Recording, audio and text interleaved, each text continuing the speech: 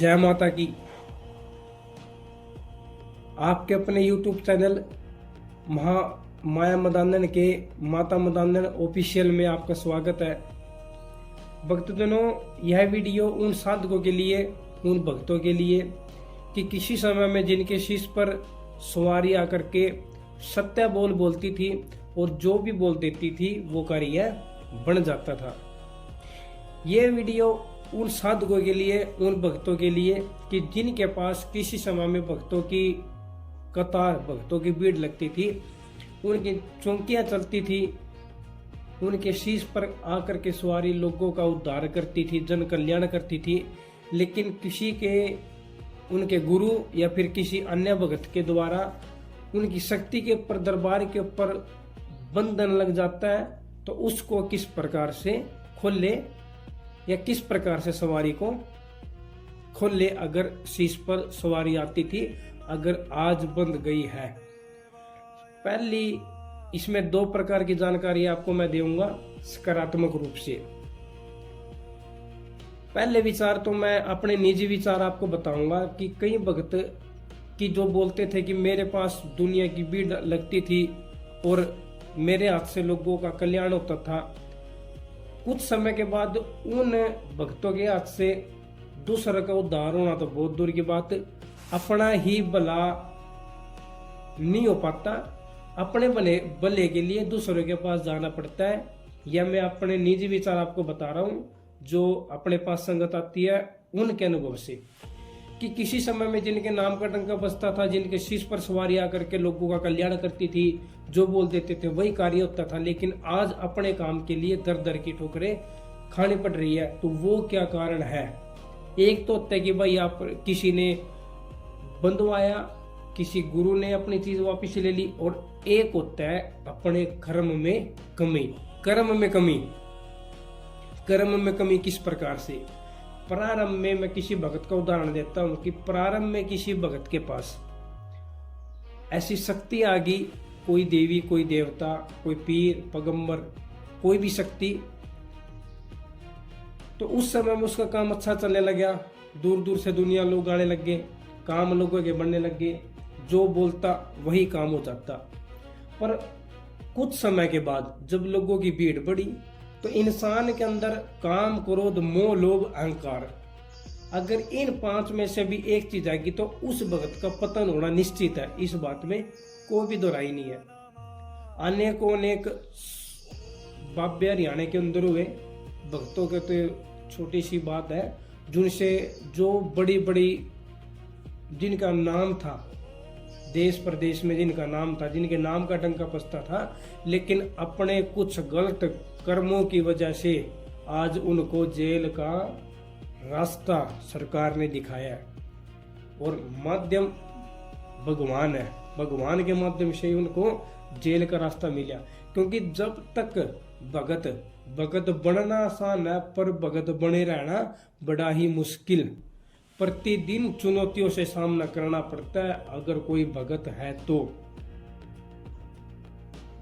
अनेकों कार्य ऐसे है जिनसे इंसान को बचना पड़ता है। सबसे पहले लंगोटी का पक्का, जुबान का भी पक्का, कच्ची जुबान से नहीं किसी को भी कुछ कहना, और अपने मन के ऊपर नियंत्रित जिसने कर लिया, जिसने खुद को साध लिया, वो साधु है। और मेरे जो अपने निजी विचार है जो मैं आपको बता रहा हूँ कि भाई जैसे सबसे पहले संगत आती थी, काम होते थे, कुछ समय के बाद भक्त के अंदर लालच आ गया। लालच आने के बाद उसके जितनी भी शक्ति थी वो धीरे धीरे कम होने लगी। शक्ति वही है, हमारे अंदर उस शक्ति का आशीर्वाद कम हो गया, क्योंकि हमारे अंदर जो प्रारंभ में जो एक निस्वार्थ भाव की सेवा थी वो आज बदल चुकी है कि हमारे को लालच आ गया। पहली बात। दूसरी चीज, भाई कोई भगत किसी को सट्टे का नंबर दे रहा। सट्टे का नंबर का मतलब है भविष्य को बताना।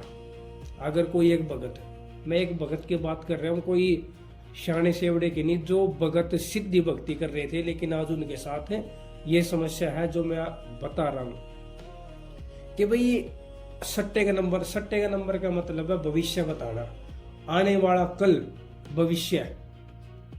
उस फ्यूचर, तो उसके बारे में बताना, इसका मतलब है कि हम भविष्य के साथ खिलवाड़ कर रहे हैं। तो फिर तो सबको ऐसा पता लग जाएगा कि भाई कब किसके साथ क्या होने वाला है, यानी कि हम भगवान से एडवांस चलने की सोच रहे हैं। ये कार्य बिल्कुल ही गलत है।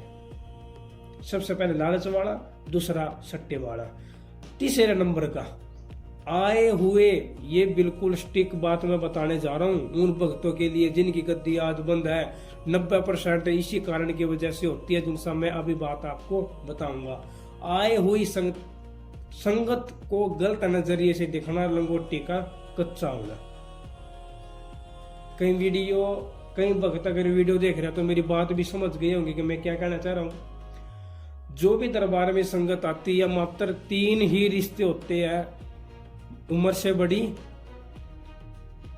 माता, बराबर की बहन और छोटी बेटी। अगर जिंदगी भर इंसान जो भक्ति कर रहा है, जो भगत है, अगर वो इस नियम को लगा के चलता है तो उसको फिर मारने वाला मिटाने वाला कोई भी नहीं है। पूजा पाठ तो रावण जी भी करते थे, लेकिन कर्म की वजह से सीता माता के साथ जब उसने इतना घिनौना काम करा कि उसको स्पर्श करके छल से लक्ष्मण रेखा को पार करके आप उसको अपने पास लेकर के उसको उठा के लेके गया, उसका कर्म बिगड़ा। कर्म बिगड़ने के बाद ही उसकी सोने की लंका का पतन हुआ, वरना आज तक रावण से बड़ा भगत धरती पे ना तो पैदा हुआ ना पैदा हो सकता, जिसने शनिदेव महाराज को भी अपना गुलाम तक बना लिया था। तो भक्तजनों, सिर्फ पूजा पाठ करने से कुछ नहीं होता। दरबार का दिन लोगों के पास 1 दिन या 2 दिन का होता है। उदाहरण के तौर पे मेरे पास देवता महाराज के आशीर्वाद से मात्र 1 दिन का दरबार है, लेकिन दरबार के अलावा भी आपके निजी जीवन के ऊपर भी डिपेंड करता है कि भाई अलग समय में भी भगत क्या कार्य कर रहा है। भगत बनने के बहुत नियम है, वो आपको गुरु बताता है।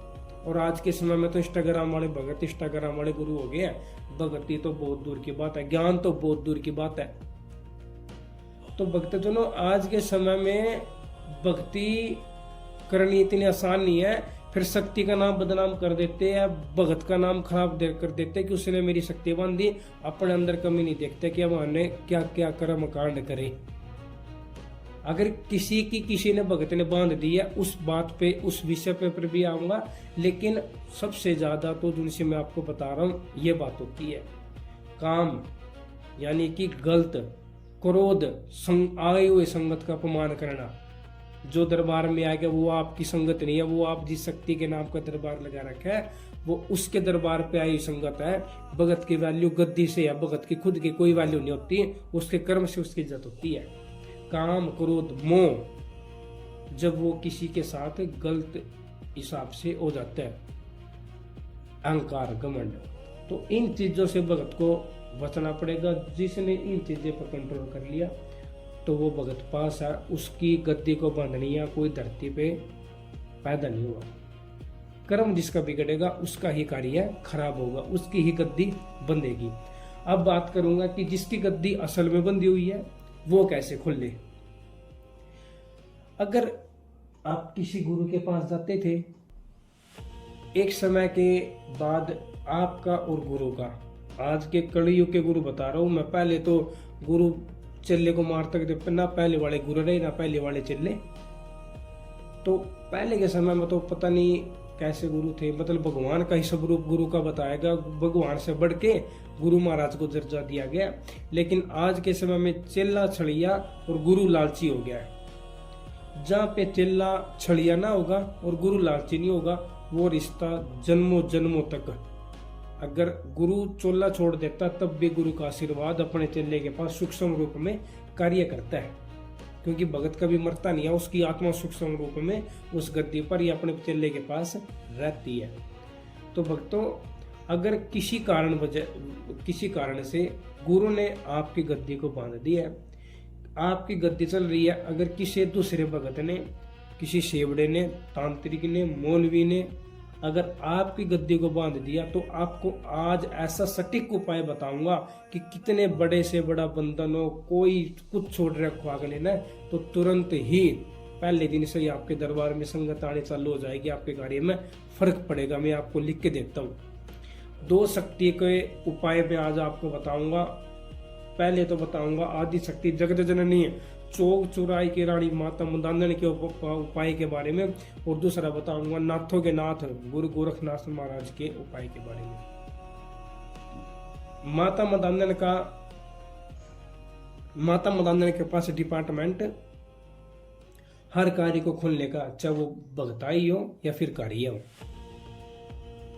आपको क्या करना है? अगर आपकी गद्दी बंदी हुई है, सबसे पहले तो शनिवार के शनिवार 7 शनिवार और पहले शनिवार से आपके कार्य में, आपकी गद्दी में, आपकी चौकी में फर्क पड़ेगा, ये बात पक्की है।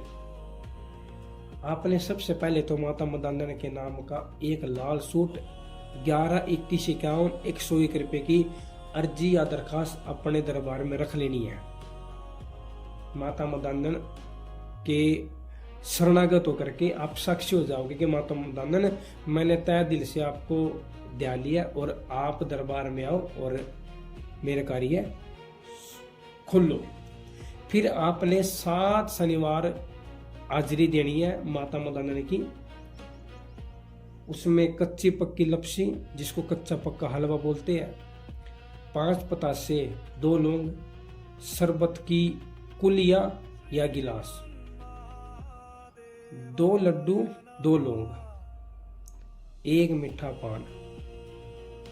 7 शनिवार आपने पूरे दरबार में जहाँ पे आप चौके लगाते हो उसमें इसको घुमा के और माता मंदानन के स्थान पे थान पे देना है। आप ये दे के आओगे तो 100% पहले दिन से आपके दरबार में संगत आनी चालू हो जाएगी और आपके जो पुच्छा था, आपकी जो गद्दी थी वो खुल जाएगी। 7 शनिवार आपने उपाय करना है। और फिर रविवार को क्या करना है? शनिवार रविवार 2 दिन का उपाय बताऊंगा मैं। माता मंदानन गुरु गोरखनाथ महाराज जी के दोनों का जोड़ेगा। दोनों शक्ति ऐसी चलेगी दरबार के अंदर, आपके कार्य, आपकी गद्दी खुलती आ जाएगी। एक गोला खोपा जो हलवे में जाता है, उसको ऊपर आधा काट करके 5 पताशे, 2 लौंग उसमें डाल करके घोड़े के अंदर, खोपे के अंदर जो आपका दरबार है उसमें एक बार घुमा करके, अगर आपके दरबार के अंदर चेतन धूना है या फिर आपके नजदीक कोई माड़ी या फिर कहीं पर भी गुरु गोरखनाथ जी महाराज का चेतन धूना है, तो उसमें आपने इसको चलते धूने में देना है। और बाबा गोरखनाथ माता मंदानन के आशीर्वाद से आपके दरबार में बिल्कुल रंग आ जाएगा और आपके सारे कार्य खुलते आ जाएंगे। जो आपकी सवारी पुच्छा देती थी, जो आपकी सवारी कार्य करती थी, बिल्कुल साफ अच्छे से सभी शक्तियां काम करेगी। लेकिन अगर कर्म की लड़ाई है, अगर कहीं पे कर्म में कमी है, अगर आपने जो मैंने पहले बात बताई वो आपने गलती कर रखी, तो उस गलती का तो फिर दंड मिलेगा ही मिलेगा। उन गलतियों को सुधारना पड़ेगा।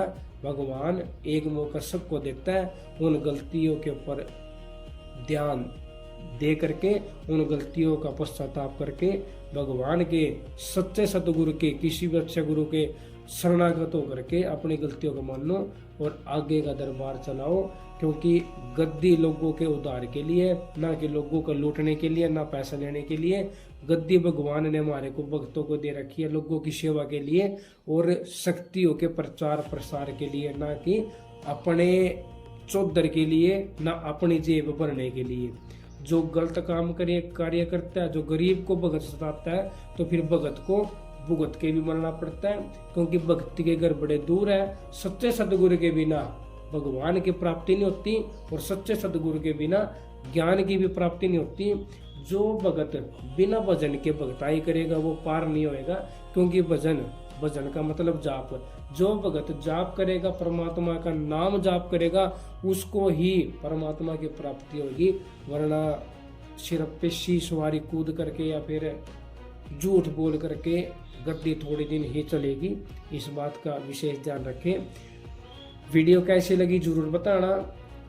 इन विचारों से अगर आप सहमत हो या फिर आपको भी आपकी भी गद्दी बंधी हुई है या फिर भी कोई समस्या आ रही है तो आप हमारे नंबर 9034113547 इस नंबर पर आप बात कर सकते हो बेझिझक होकर के। निःशुल्क सेवा। ओम शिव गोरख जति। ओम शिव गोरख।